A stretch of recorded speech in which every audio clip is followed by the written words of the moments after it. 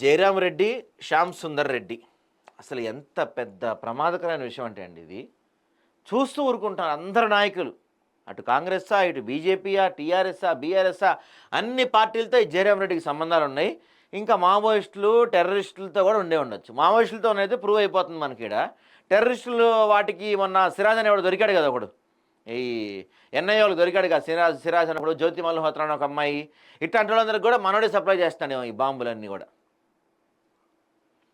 తెలంగాణ నుంచి ఛత్తీస్గఢ్ వరకు ప్రమాదకర జిల్టన్ స్టిక్ చేరవేస్తున్న కాంగ్రెస్ నాయకుడు.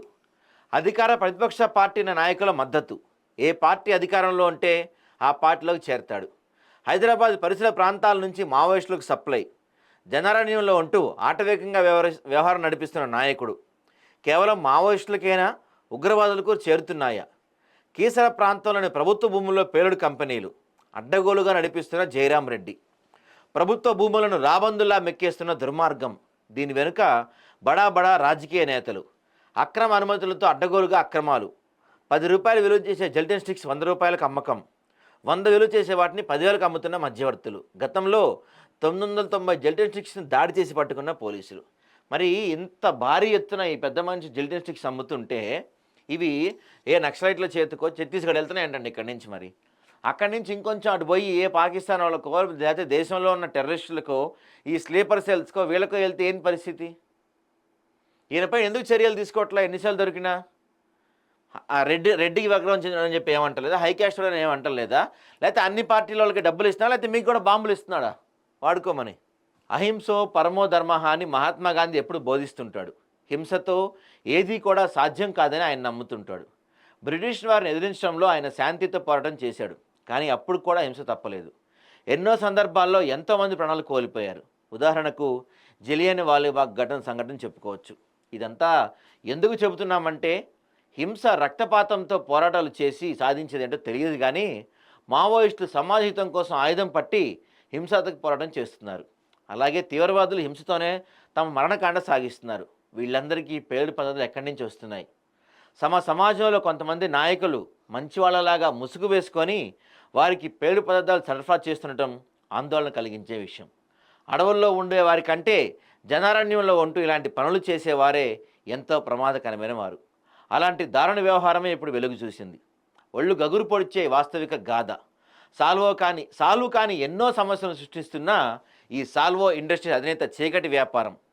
కీసర మహాలింగేశ్వర సాక్షిగా చేస్తున్న దందా ఆదా పాఠకుల కోసం ప్రత్యేకం. మనోడిది ఒకటి కాదండి దందా, 2-3 దందాలు ఉన్నాయి. ల్యాండ్ దందాలు ఉంది, ఓ పెద్ద 1000 ఎకరాల ల్యాండ్ దందా ఉంది. 1000 ఎకరాలు 800 ఎకరాలు మన సర్వే నెంబర్ 322/4లో పెద్ద ఎత్తున ఒక అక్రమ ల్యాండ్ ఇది ఒకటి జరుగుతుంది. అది కాక ఇది ఇంకోటి దానికన్నా పెద్దది. ఇది ఇంకా అదన్నా ప్రభుత్వ భూమికి ప్రభుత్వానికి 1000 కోట్ల టోకన్స్ వదిలేశాడు అదన్నా. ఇదేంటంటే ఏకంగా ఈ బాంబులు ఇవన్నీ రేపు దేశద్రోహుల చేతికి చేరితే వాళ్ళు వాటిని వాడితే ఏంటి పరిస్థితి? ఎవరి రెస్పాన్సిబిలిటీ వాటికి? సాల్వో ఇండస్ట్రీస్ అనేది కీసర కేంద్రంగా పేలుడు పదార్థాలు తయారు చేసే సంస్థ. ఈ కంపెనీ యజమాని జయరాం రెడ్డి తనకున్న శక్తివంతమైన రాజకీయ పలుకుబడితో ఏకంగా ప్రభుత్వానికే టోపీ పెట్టేశాడు. సర్కారు భూముల్లోనే సాల్వో ఇండస్ట్రీస్ సంస్థ నిస్సిగ్గుగా నడిపిస్తున్నాడు. అంతేకాకుండా రియల్ ఎస్టేట్ పేరుగాడు సాగించిన అడ్డగోలు దందాలకు లెక్కే లేదు. కాళ్ళ ఎగరేసుకుంటూ దర్జాగా అక్రమాలకు పాల్పడుతున్నా కూడా పోలీసులు, రాజకీయ నేతలు ఈయన వైపు కన్నెత్తి చూడటం లేదు. స్థానికంగా ఉన్న ప్రజాప్రతినిధులు మచ్చిక చేసుకొని కీసర పరిసరలో జయరాం రెడ్డి సాగిస్తున్న భాగోతాలను మీడియా బయటపెడుతూనే ఉంది. కాగా తాజాగా సాల్వో సంస్థ నిర్వాహకంపై ఇప్పుడు కళ్ళు బైర్లు గమ్మే విషయాలు వెలుగులోకి వస్తున్నాయి. చెప్పాక ఇందాక దాకా మనం ఈ పెద్ద మనిషి ఓన్లీ ల్యాండ్ మోసమే చేశాడు, భూమి మాత్రమే మోసం చేశాడు, ప్రభుత్వానికి టోకన్ వేసాడు అనుకున్నాం. కానీ అంతకు మించి చేస్తున్నాడు ఈ పెద్ద మనిషి. పేలుడు పదార్థాలు మావోయిస్టులకు చేరవేస్తుంది ఎవరు అనే ప్రశ్న ఉత్పన్నమైనప్పుడు పోలీసుల దృష్టి కేసుల వైపు పడింది. సాల్వో సంస్థ నుంచి అందుతున్నాయా అన్న కోణం నుంచి పరిశోధన సాగింది. ఆపరేషన్ కగార్ నేపథ్యంలో మావోయిస్టులు భారీ పేలుళ్లకు ప్లాన్ చేసిన సందర్భంలో వారికి భారీ ఎత్తున పేలుడు పదార్థాలు సరఫరా అయ్యాయి. అయితే అవన్నీ కూడా అక్రమంగా కీసర పరిసరాల నుంచి సరఫరా అవుతున్నట్టు అనుమానాలు ఉత్పన్నమయ్యాయి. అయితే తాజాగా మావోయిస్టులకు జెల్టన్ స్టిక్స్ సరఫరా చేస్తున్న వ్యక్తిని జగిత్యాల పోలీసులు అరెస్ట్ చేశారు. సిరిసిల్ల జిల్లా బోయినపల్లిలో కొంతకాలంగా ఆర్ఎంపీగా పనిచేసిన మురుగుపాలయ్య రాము 2014లో ఛత్తీస్గఢ్ చెందిన ఒక ప్రభుత్వ ఉపాధ్యాయుల్ని వివాహం చేసుకున్నాడు. అప్పటి నుంచి అక్కడే ఉంటున్నాడు. అప్పుడప్పుడు జగిత్యాల సమీపంలో తారూరు క్యాంపులో తన ఇంటికి వచ్చి వెళ్తూ ఉండేవాడు. ఈ క్రమంలోనే సంపంగి సురేష్, సంపంగి బాలకృష్ణతో కలిసి బిజినెస్ స్టార్ట్ చేశాడు. ఈ క్రమంలో అతను సుమారు 10 లక్షల వరకు నష్టపోయాడు. గతంలో కొన్నాళ్ల క్రితం మావోయిస్టులు రామును అడవికి తీసుకెళ్లారు. అనారోగ్యంతో బాధపడుతున్న వారికి అతను చికిత్స చేశాడు. ఈ చికిత్స అందిస్తున్న సందర్భంలో వారికి పేలుడు పదార్థాల అవసరం తెలుసుకున్నాడు. వాటిని సమకూర్చాలని భావించిన రాము వారికి అవసరమైన జెల్టిన్ స్టిక్స్ను పలుమార్లు చదివినట్టు తెలుస్తుంది.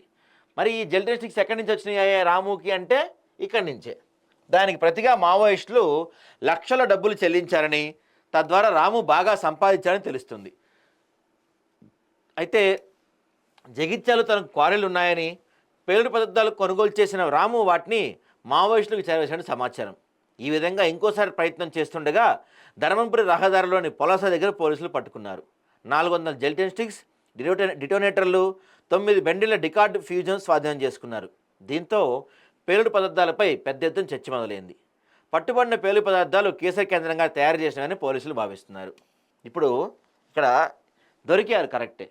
ఇంతకుముందు మనడు ఆల్రెడీ మావోయిస్టులకు ఇచ్చాడని సమాచారం ఉంది.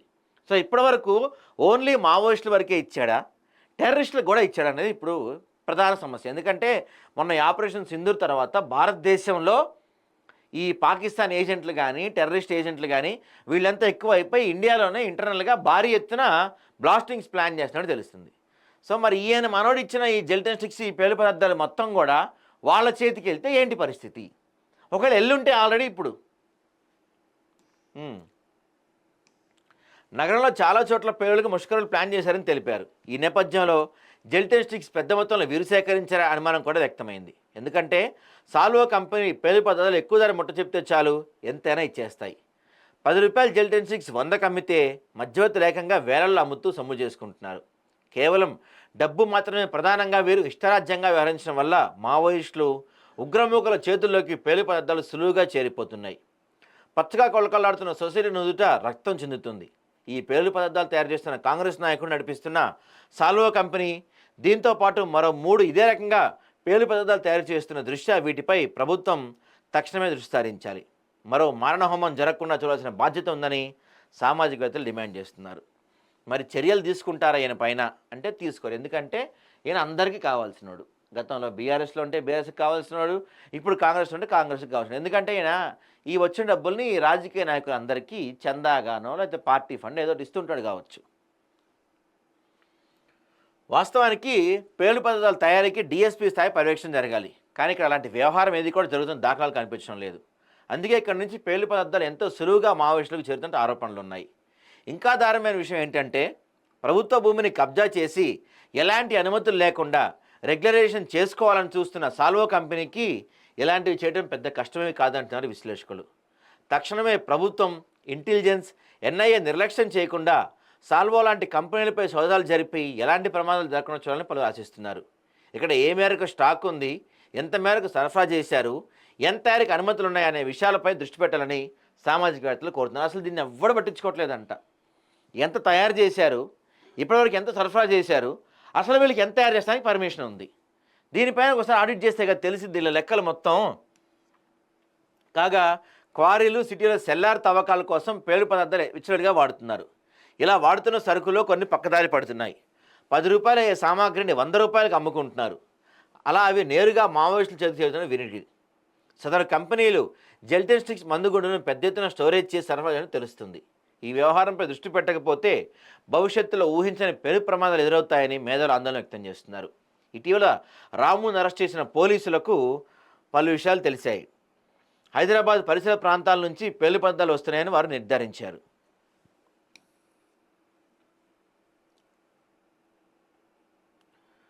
అర్ధరాత్రి భువనగిరి ఎస్ఓటి పోలీసు దాడిలో అక్రమ జెల్టిన్ స్టిక్స్ స్వాధీనం. అనుమతికి మించి భారీ పేలులు నిర్వహిస్తున్న ప్రాంతంలో భువనగిరి ఎస్ఓటి పోలీసులు, రాజాపేట పోలీసులు సంయుక్త దాడులు నిర్వహించారు. ఈ సందర్భంగా పోలీసులకు 110 బాక్సుల జెల్టిన్ స్టిక్స్తో పాటు పలు వాహనాలు సీజ్ చేసినట్టు తెలుస్తుంది. ఈ వ్యవహారం యాదగిరిగుట్ట రూరల్ సిఐ వివరాలు తెలియజేశారు. యాదగిరిగుట్ట రాజాపేట మండల సరిహద్దు రాజాపేట మండలం చల్లూరు రెవెన్యూ పరిధిలో అనుమతి తీసుకొని పోలీసులకు సమాచారం ఇవ్వకుండా భారీ పేలులకు పాల్పడుతున్న ప్రాంతంలో దాడులు నిర్వహించి కంప్రెషర్ బిట్ల వాహనాలు, మిషనరీ వాహనం మొదలైనవి సీజ్ చేశారంట. ఎక్స్క్లాసిన్ వ్యాన్ పేలుడు పదార్థాలు రవాణాకు అనుమతి ఉన్న ప్రాంతంలో నిర్లక్ష్యంగా పనిచేయటం కఠిన చర్యలు ఉంటాయని తెలిపారు. అదేవిధంగా 110 బాక్సులు జిల్టన్ సిక్స్ స్వాధీనం చేసుకుని కూడా తెలిపారు. పేలుడుకు ముందస్తుగా అనుమతి తీసుకోలేదని, ఒక హోలుకు బదులుగా 4 ఇంచుల పెద్ద సైజు హోల్ వేసి పేలుడుకు పాల్పడటం ఇల్లీగల్ అని, పర్మిషన్ వయలేషన్ ఎక్స్ప్లోజివ్ ఆర్ట్ ప్రకారం కేసు నమోదు చేసుకొని దర్యాప్తు చేస్తున్నామని తెలిపారు.